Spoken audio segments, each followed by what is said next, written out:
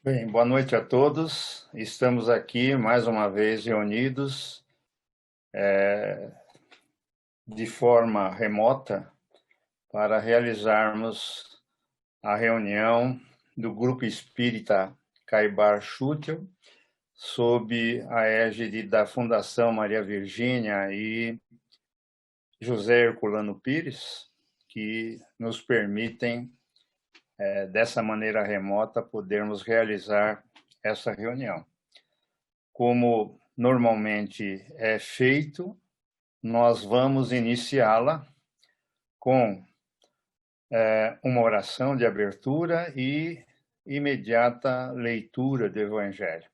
Nesta noite, nós vamos contar com o auxílio da Rosana para que ela faça essa leitura com abertura ao acaso do Evangelho.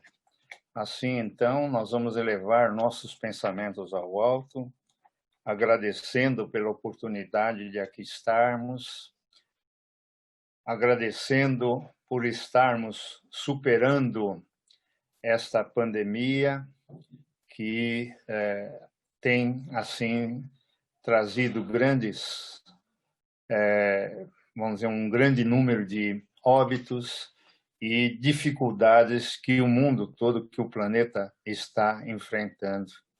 Nós agradecemos por isso e elevamos, Pai, a Ti os pensamentos, agradecendo por termos essa oportunidade e podermos estudar a doutrina espírita, essa doutrina maravilhosa que permite que nós entendamos até um momento tão difícil como esse que está acontecendo, com todas as decorrências dessa pandemia, as modificações de hábitos e as necessidades de recolhimento e de isolamento social. Que nós possamos manter o nosso equilíbrio, que a doutrina nos traz por meio do entendimento até desta situação. Ela representa, como nós sabemos, um momento de revisão de valores que está acontecendo no nosso planeta, um momento de reaproximação dentro do núcleo familiar, motivada pelo isolamento social, que exige para que seja minorado os seus efeitos. Por tudo isso, Pai, nós agradecemos e por termos essa compreensão, esse entendimento. Elevando a Ti para iniciar esse momento, essa reunião, esse estudo que fazemos, com a prece que Jesus nos ensinou. Pai nosso que estais nos céus, santificado seja o vosso nome, venha a nós o vosso reino, seja feita a vossa vontade, assim na terra como no céu. O pão nosso de cada dia nos dai hoje e sempre. Perdoa, Pai, nossas ofensas, assim como perdoamos a quem nos tem ofendido. Não nos deixeis, Senhor, cair em tentação, mas livra-nos do mal, pois vosso é o reino, o poder e a glória para todo sempre. Que assim seja. Por favor.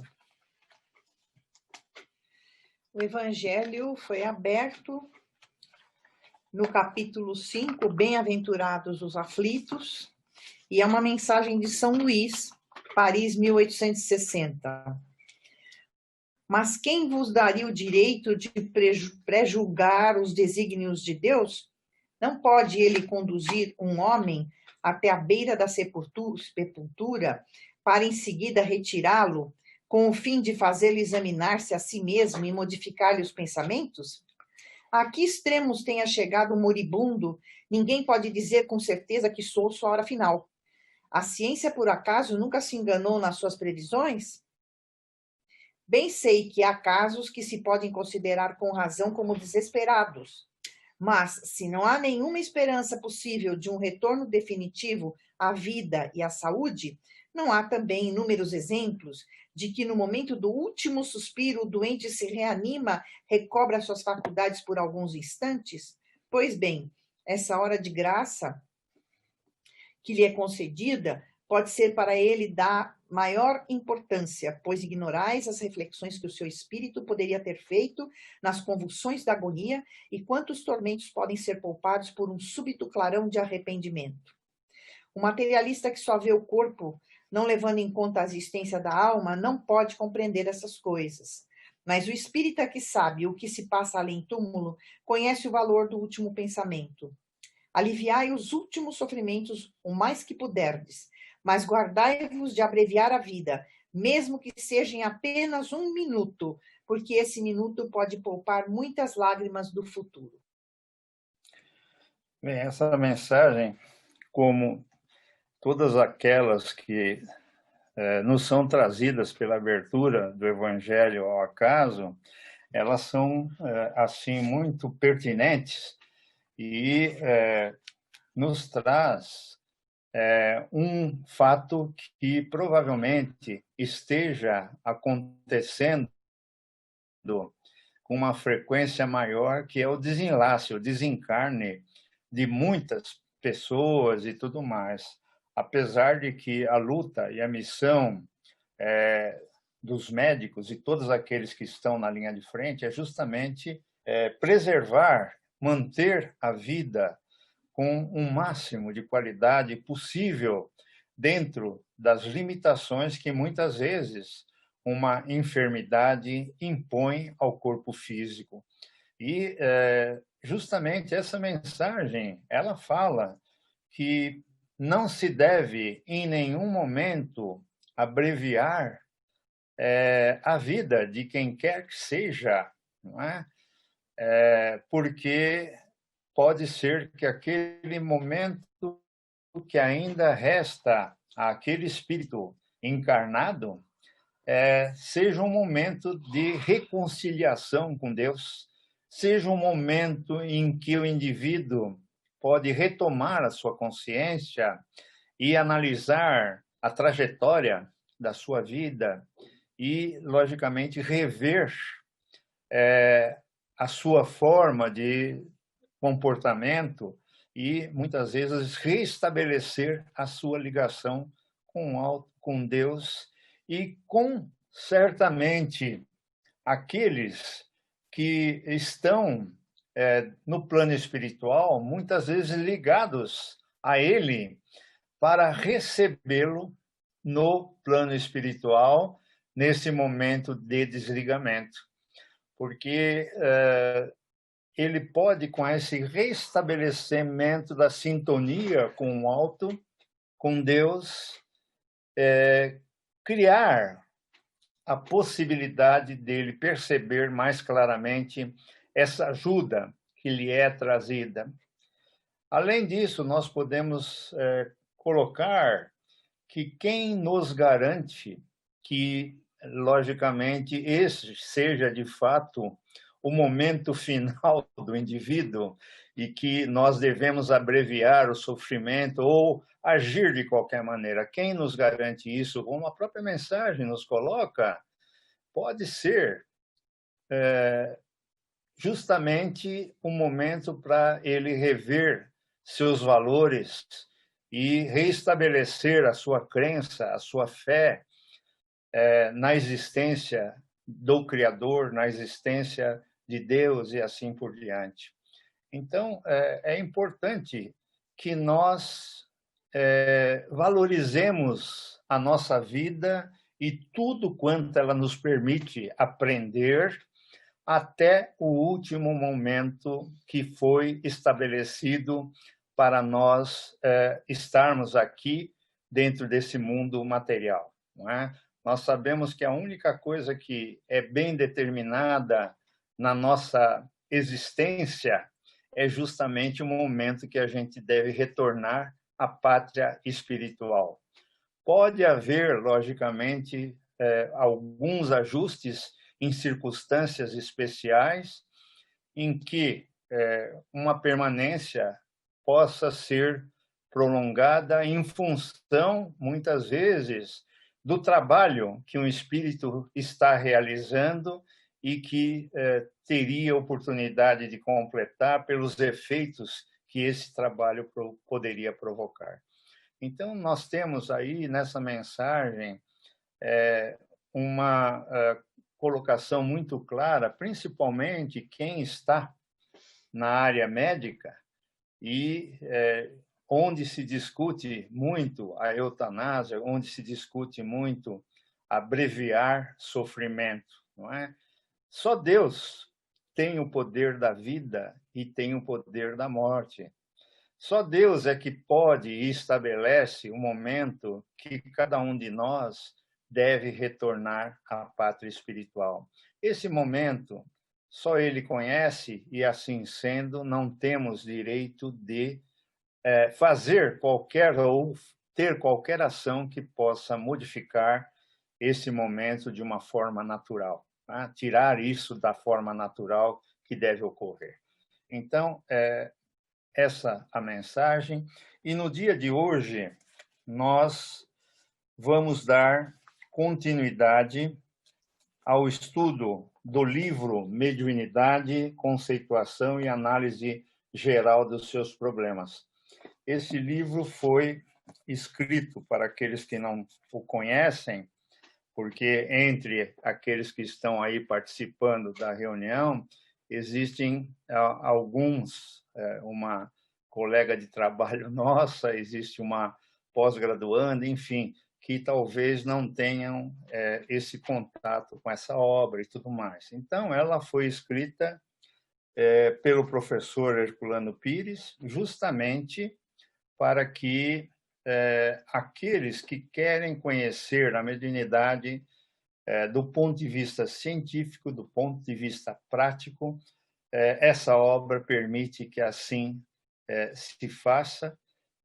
Logicamente, ela nunca teve vamos dizer, a pretensão de substituir o livro dos médiuns, que é aquele que trata dessa questão, o aspecto científico do espiritismo, justamente fazendo com que nós tenhamos o conhecimento desta, vamos dizer, sensibilidade que o homem apresenta de uma forma natural. Então, inicialmente, foi feita uma conceituação, nesse livro é feita uma conceituação da mediunidade, e eu sempre acho assim uma coisa muito interessante lembrar, né, que o nosso corpo é o médium do nosso espírito, como o professor destaca de uma forma muito interessante e clara, não é?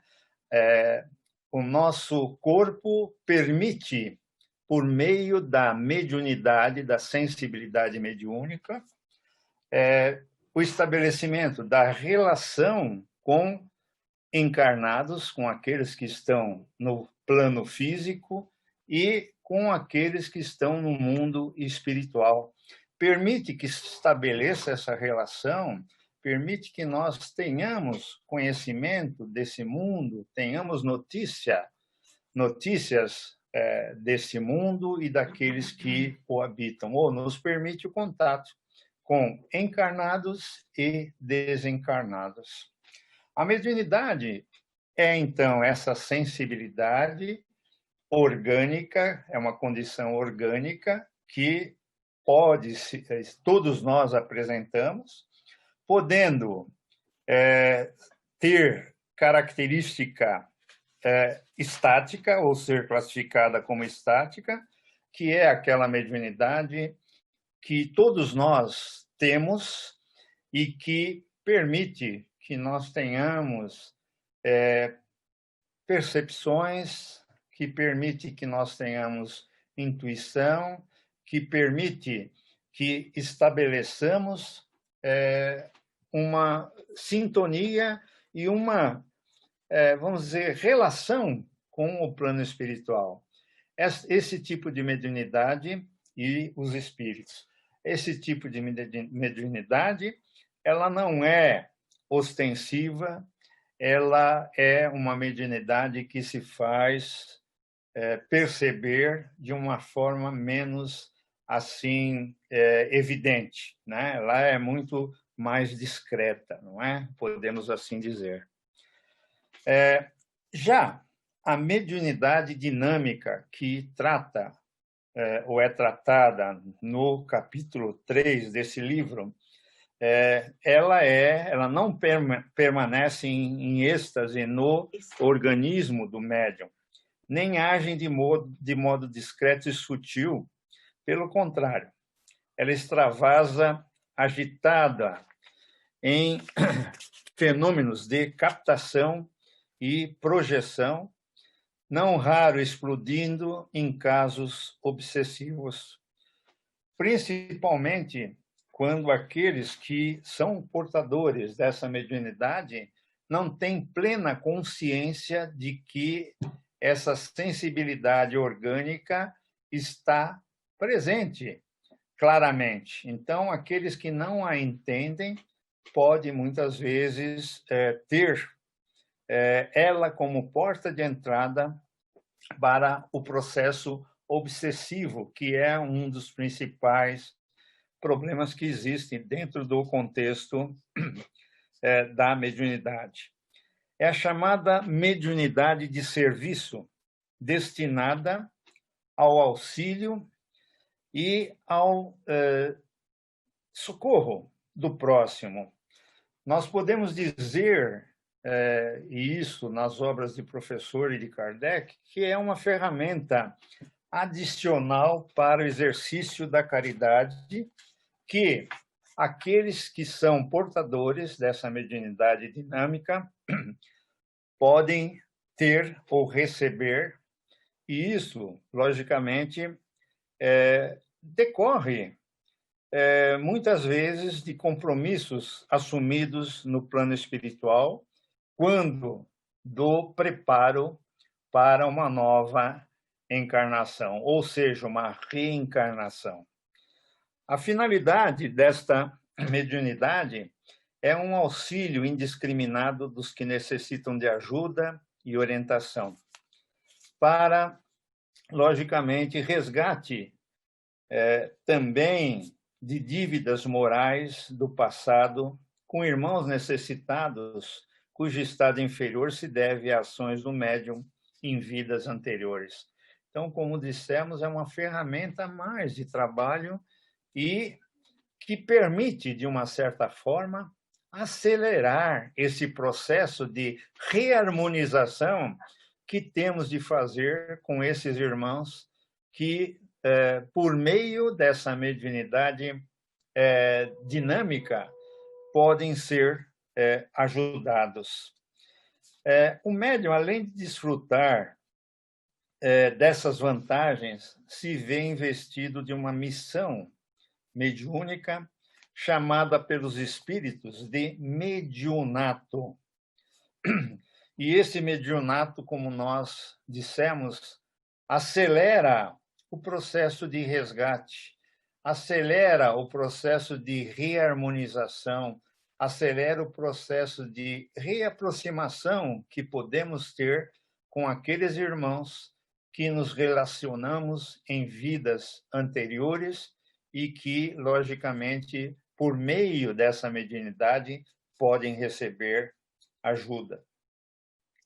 O médium que tem esta mediunidade, ele é continuamente solicitado a atender as entidades desencarnadas carentes de auxílio e esclarecimento. Logicamente, se rejeita ou protela seu compromisso, fica sujeito a perturbações e, finalmente, à obsessão. E isso acontece por quê? Porque quem tem essa mediunidade, quem tem o mediunato, tem como que uma luzinha acesa que atrai as entidades e elas se aproximam desses médiuns e, logicamente, porque percebem que, por meio dessa sensibilidade e deste médium, podem ser auxiliados, podem ser socorridos, podem ser ajudados. O mediunato foi ou é concedido para reparar os erros do passado, recuperar os espíritos que o médium pôs a perder, levou à descrença ou até mesmo à revolta em vidas passadas. Apesar do determinismo do mediunato, o livre-arbítrio do médium continua a existir. E isso, logicamente, o professor explica na sequência. Assim como escolheu e pediu essa mediunidade ao voltar à encarnação, por sua livre vontade e escolha, assim também poderá agora optar pelo cumprimento da tarefa ou missão, ou pela sua rejeição, arcando naturalmente com as consequências da fuga ao dever. Então, vejam bem, tudo quanto acontece na nossa vida, e principalmente quando temos uma consciência, um certo esclarecimento, nós temos a oportunidade de escolher fatos que são importantes dentro da nossa vida. Nós temos orientadores que nos auxiliam, nosso anjo da guarda, na escolha daquilo que é melhor para realizarmos durante uma determinada encarnação. Nós fazemos ou temos oportunidade de fazer um planejamento dessa reencarnação, considerando os aspectos, vamos dizer, mais importantes e talvez mais urgentes e que já estamos, de uma certa forma, com um preparo para podermos enfrentar.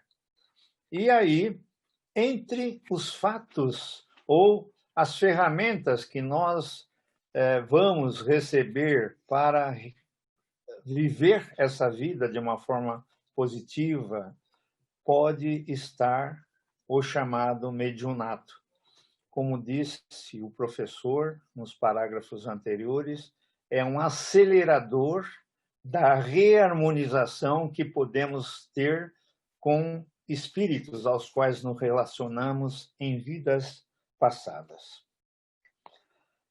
E aí, logicamente, se a gente assume esse compromisso no plano espiritual e recebemos ou adquirimos essa possibilidade do mediunato, se não cumprirmos o que prometemos e que escolhemos livremente, nós poderemos ter como consequência aqui, assim, da fuga a esse dever, e muitas vezes redundando, logicamente, num processo obsessivo. É muito comum isso acontecer. O mediunato também é concedido em casos de pura assistência ao próximo e ajuda à humanidade, como, por exemplo, nós temos, no caso, e aqui o professor traz a experiência que Kardec vivenciou com médiums, e aqui o exemplo que ele nos traz são o das irmãs ou meninas Baudin, Júlia e Carolina, em Paris, cuja mediunidade admirável garantiu o êxito da missão de Kardec. Então, estava dentro do plano da espiritualidade maior esse encontro de Kardec com essas médiums e com outros que vão ser colocados na sequência, dentro desse capítulo, para que ele tivesse, por meio dessas médiums e de outros, a possibilidade de materializar a codificação. Tá? Então, essas meninas permitiram e garantiu, de uma certa forma, essa mediunidade garantiu o êxito da missão de Kardec. E aí a pergunta, mas o próprio Kardec não era, ou o fato do Kardec não ser médium, ele era um médium estático. Ele tinha essa mediunidade porque tinham intuições assim maravilhosas, mas para realizar a sua missão, que era uma missão científica essencialmente e não mediúnica, ele não podia, logicamente, ter um mediunato. A ele cabia estudar e pesquisar a mediunidade para desdobrar a incipiente cultura terrena, revelando a face oculta da natureza, ou seja, ao cientista, ou seja, a realidade desconhecida do outro mundo, que eles não percebiam e, quando percebiam, não aceitavam. E quando o professor se refere aos cientistas que eram materialistas e que não, logicamente, aceitavam um mundo espiritual e todas as leis, não entendiam todas as leis que regem esse mundo espiritual. E aí o professor reafirma que as meninas Bodhan, com apenas 14 e 16 anos, foram os instrumentos mediúnicos de que ele se serviu para a elaboração da doutrina. Por meio delas, interrogava os espíritos, aceitava ou rejeitava o que diziam, discutia livremente com eles e observava outros médiuns. E aí, logicamente, são citados a senhorita Jafé, que também foi uma médium que colaborou com Kardec no estabelecimento da codificação, Didier filho, porque existia o Didier pai, que era amigo muito assim chegado a Kardec e que, se não me falha a memória, foi quem levou Kardec a participar das reuniões nos salões da França, das mesas que dançavam, que giravam, não é? E que atraíam e eram usadas, né, esses fenômenos de efeitos físicos que aconteciam, era uma atração dentro dos ambientes aristocráticos e eram usadas para perguntas de ordem vulgar e assim por diante. Kardec, quando, vamos dizer, aceitou o convite para participar dessas reuniões, ele deu um redirecionamento, ou fez com que houvesse um redirecionamento dessas manifestações, deixando essas manifestações de tratar de, vamos dizer, abordar situações de divertimento, de adivinhação e assim por diante, dando um caráter sério e profundo a essas manifestações, porque percebeu que por trás dessas manifestações e dos efeitos inteligentes deveria haver uma causa inteligente. E aí, logicamente, isto permitiu que se adquirisse a experiência e os médiuns pudessem colaborar. Ele cita também o professor Camille Flammarion, que era um indivíduo muito significativo, astrônomo, e que teve a experiência de assistir sessões de manifestações de efeitos físicos com a médium Eusápia Palatino. E estava ali Camille Flammarion para justamente contestar. Ele tinha ido a uma reunião para, logicamente, desmascarar possíveis fraudes que poderiam existir dentro daqueles fenômenos que aconteciam, ou pretensamente aconteciam, segundo a forma que ele enxergava. E aí ele teve a surpresa de materializar-se diante dele, por meio dessa médium de efeitos físicos italiana, Eusépia Paladino, a sua própria mãe. E a mãe dele, materializada, o abraçou, ele pôde sentir, né? E aí nós temos, né, nos remetemos, né, ao livro dos médiuns, quando eles nos traz as aparições e as materializações, se nós quisermos aprofundar esse tipo de situação. E aí, professor ainda diz, não era um profeta, nem vidente ou Messias, era um pesquisador incansável e exigente. Ele tinha de ter essas características e toda a experiência adquirida na presente encarnação que vivia e de outras vidas que já tinha vivenciado para, logicamente, realizar e cumprir a sua tarefa. A volumosa, minuciosa e inabalável obra que deixou, formando um maciço de mais de 20 volumes de 400 páginas, em média, mostra porque ele não podia dispor de um mediunato. E quando o professor se refere a isto, é que, além das obras da codificação, Kardec deixou também uma extensa obra na Revista Espírita, constituída por 12 volumes, e fora outras obras que publicou justamente relacionadas à própria codificação e às experiências que vivenciou e que relata por meio da Revista Espírita. Então, nós temos aí o fato de que ele não podia dispor de um mediunato, tinha de dedicar-se inteiramente, como se dedicou até a exaustão, ao trabalho intelectual.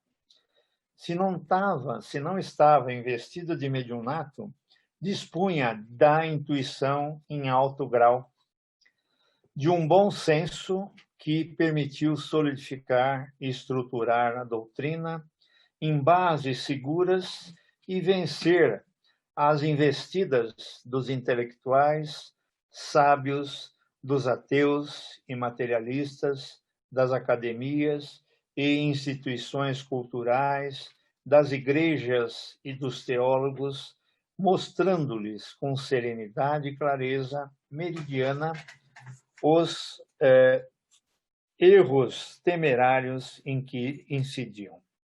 A mediunidade estática lhe permitia, nos últimos anos de trabalho, ser advertido diretamente pelos espíritos de lapsos ocorridos em seus escritos, como se pode ver em suas anotações publicadas em obras póstumas. E aqui, aqueles que não conhecem esse livro, Obras Póstumas, nele há a descrição feita pelo próprio Kardec de quando os espíritos promoviam ruídos e batidas, justamente de uma forma assim, vamos dizer, que chegava a incomodar, justamente porque ele tinha cometido algum erro dentro daquilo que havia escrito, dentro daquilo que havia produzido. E isso era uma maneira que eles utilizavam, e depois ele ficou sabendo, numa comunicação, por meio desses médiuns que o auxiliavam, que era o espírito, o seu espírito guia maior, não é? Que estava fazendo isso para que não houvesse um erro dentro da codificação, dentro daquele trabalho que ele estava realizando. E isso é relatado de uma forma bem interessante em Obras Póstumas. Para melhor compreender-se a razão pela qual Kardec não teve mediunato, temos de lembrar o caso de Emanuel Swedenborg, na Suécia, que era um sábio muito famoso daquela época, e de Andrew Jackson Davis, nos Estados Unidos, que também era um clarividente estudioso do mesmerismo ou magnetismo e que tinha, logicamente, algumas características promovia levitação e assim ficou famoso naquela época, né? E o professor se refere a esses dois indivíduos porque o primeiro, o Swedenborg, é um dos maiores sábios do século XVIII, amigo de Kant, filósofo, e foi um precursor do Espiritismo. Dotado de extraordinária evidência, perdeu-se nas suas próprias visões, fascinado pela realidade invisível, e acabou criando uma seita eivada de absurdos. O segundo, o Andrew Jackson Davis, era também vidente e lançou uma série de livros em que o fantástico supera, logicamente, as possibilidades do real. Ambos perderam-se nas suas vidências. Ou seja, nós vamos ver no desenrolar desses capítulos, quando o professor aborda a mediunidade de evidência, a dificuldade que esse tipo de mediunidade pode apresentar a médiuns que têm mediunato, com a visão frequente do mundo espiritual, dos espíritos que habitam esse mundo espiritual. A dificuldade em lidar com algo que foge da nossa percepção material, não é? Que acontece com esse tipo de médium quando ele tem principalmente o mediunato. E ele cita esses dois exemplos porque esta mediunidade acabou, de uma certa forma, levando esses indivíduos a, vamos dizer, criar uma obra que realmente não era capaz de comprovação, porque fugia daquele rigor científico que Kardec usou para estabelecer a codificação do Espiritismo. Kardec pôde realizar seus trabalhos com firmeza, não quis ser mais do que homem, permanecendo com os pés no chão e examinando todas as manifestações espirituais com um mais rigoroso critério científico. Então, ele, logicamente, utilizou aquele princípio que nós conhecemos e que nos foi trazido por Erasto, de que é preferível rejeitar 9 verdades do que aceitar uma mentira, não é? Então, ele usava esse critério e, para isto, ele também utilizava a coincidência de informações advindas de vários locais e vários médiuns que ele recebia durante o período em que realizou os 10 anos, 9 anos, 10 anos, que realizou a confecção da revelação, dessa revelação do Espiritismo propriamente. E aí, ele coloca ainda, o professor coloca ainda, que o médium não escapa aos impactos emocionais dessas manifestações, principalmente dentro desse contexto, né, se tiver um mediunato, como Kardec viu no próprio exemplo de Flammarion. Flammarion era como nós já dissemos, astrônomo, e era médium, e tinha, vamos dizer, se transformado ou adotado o espiritismo quando teve aquela prova assim cabal da materialização da própria mãe por meio da médium Eusápia Paladino, a médium italiana. E aí ele não teve mais como contestar, e aí se transformou e passou a ser um estudioso do espiritismo. Flammarion, por outro lado, o professor coloca, por outro lado, a condição de médium tornaria Flammarion suspeito aos olhos desconfiados dos homens de ciência.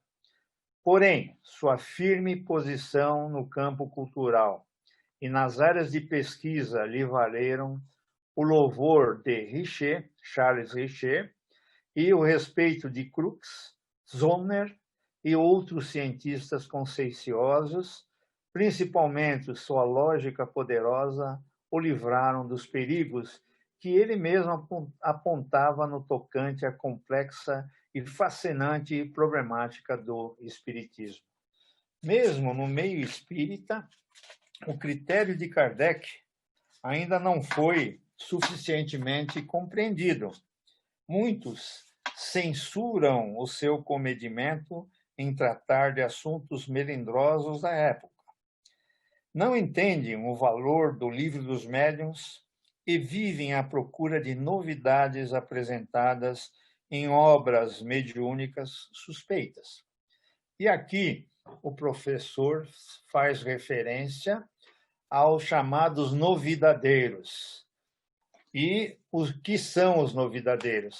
São aqueles que querem, vamos dizer, ao invés de estudar e se aprofundar dentro da codificação, preferem obras que são trazidas, como o professor mesmo diz, por médiuns suspeitos, não é? E que, logicamente, não são fidedignas daquilo que a doutrina espírita nos apresenta. Em qualquer das suas três vertentes, seja a vertente filosófica, seja a vertente científica, seja a vertente religiosa. Então, logicamente, é isso que o professor nos alerta. Não percebem que o problema mediúnico só agora pode ser tratado cientificamente com mais desembaraço, graças ao avanço das ciências nos últimos anos. E é muito interessante nós, novamente, colocarmos aquilo que se encontra nas obras traduzidas pelo professor Herculano. O professor, nas notas de rodapé, nas notas do tradutor, ele coloca e procura trazer os conhecimentos científicos atuais em relação àquilo que está sendo apresentado na obra de Kardec. Então, ele procura trazer essa contemporaneidade para que nós percebamos como o Espiritismo está além do nosso tempo e ainda estará, né? Porque nós estamos ainda entendendo tudo aquilo que ele nos trouxe e ainda trará, né? Então, é importante que nós tenhamos isso em mente e por isso que o professor criticava aqueles que queriam substituir a codificação por obras, como ele diz, de médiuns suspeitos. Poucos entendem o critério modelar de uma obra difícil como a Gênese e de um livro como o Evangelho segundo o Espiritismo, em que as questões explosivas da fé irracional e das influências mitológicas teriam de ser contornadas. Nas mãos de um vidente, esses livros não poderiam ser escritos com a clareza racional com que o foram, porque as visões místicas influenciariam na sua elaboração. E aí, eu vou entrar um pouquinho só numa frase a mais que deverá ser colocada para quem, que no caso é a Rosana, irá falar na próxima quinta-feira. Ele diz o seguinte: a vidência, como todas as formas de mediunidade, pode ocorrer ocasionalmente a qualquer pessoa, mas a sua ação permanente, nos casos de mediunato, pode bloquear a razão e excitar o misticismo. Porque uma visão momentânea, ocasional, pode acontecer a qualquer pessoa. Porém, aquela pessoa que tem a vidência como mediunidade, que é permanente e frequente, essa pessoa precisa ter ou estudar muito bem a doutrina, a codificação, o livro dos médiuns, entender muito bem isto, para poder manter o seu equilíbrio e poder lidar com estas visões. O professor nos dá os dois exemplos, né, do Swedenborg e de Jackson, que eram médiuns videntes e tiveram, apesar de todo o conhecimento, dificuldades para lidar e estabelecerem uma obra neste sentido, nesse segmento, que fosse confiável, que fosse muito bem fundamentada, como foi e é a obra de Kardec. Então, para hoje, é isso que nós tínhamos a apresentar. Pergunto aí a Tatiana ou o Norberto Sem se perguntas. há alguma pergunta que tenha sido colocada no chat. Não, sem perguntas.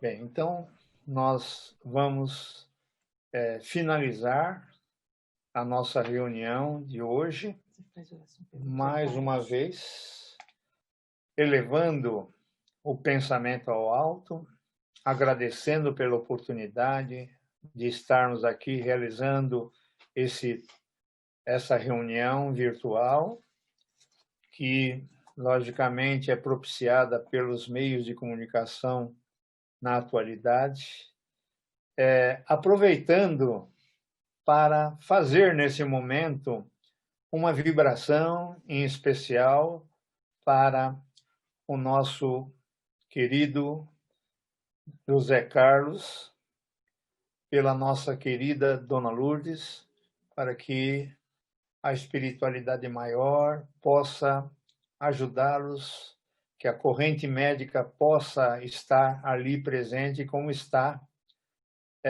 influenciando, inspirando os médicos terrenos para que possam tomar as melhores resoluções em relação ao caso do Zé. Que ele seja abençoado, que a misericórdia do Pai não lhe falte em nenhum momento. Aproveitamos também para pedir por todos que, nesse momento de pandemia, passam por um sofrimento que não é pequeno, muitas vezes, principalmente naqueles casos mais graves, que possam todos aqueles que não resistiram ser recebidos pelos socorristas do plano espiritual, e isso com certeza tem sido feito, que possa ser feito da melhor maneira possível, que os efeitos dessa pandemia possam, logicamente, renovar e resgatar valores que estavam, de uma certa maneira, abandonados ou cada vez mais enfraquecidos, principalmente na relação dentro das famílias. Que nós possamos aproveitar esse momento e a necessidade de isolamento para aprofundar nossos estudos, nossos conhecimentos, a leitura e, logicamente, renovarmos valores que estavam sendo abandonados. Pedimos por todos aqueles que se encontram em manicômios, em hospitais, enfim, todos aqueles que estejam passando por sofrimento, que possam ser ajudados, que a corrente médica do espaço possa estar atuante e ajudando dentro daquilo que é possível. Pedimos também pelos dirigentes daquelas nações que são influenciadoras do nosso planeta, que possam, pelo poder de ciência, pelo poder monetário, possam auxiliar, principalmente aqueles que dentro do nosso planeta têm condições menos favoráveis de vida, que possam ter, logicamente, a caridade e o cuidado de ajudar na extensão que é necessário a todos esses. Agradecemos, pedimos também, Pai, ainda por aqueles que normalmente frequentam as nossas reuniões e que, por qualquer razão, não estão fazendo no momento presente, que possam receber nesse instante vibrações de amor, de paz, de equilíbrio, para que possam continuar a caminhada e vencendo esses tempos difíceis que nós estamos vivenciando com essa pandemia. Por tudo, Pai, nós te agradecemos, finalizando esta oração mais uma vez com a prece que Jesus nos ensinou. Pai nosso que estais nos céus, santificado seja o vosso nome, venha a nós o vosso reino, seja feita a vossa vontade, assim na terra como no céu. O pão nosso de cada dia nos dai hoje e sempre. Perdoa, Pai, nossas ofensas, assim como perdoamos a quem nos tem ofendido.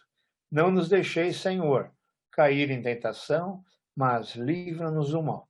Que assim seja. Graças a Deus.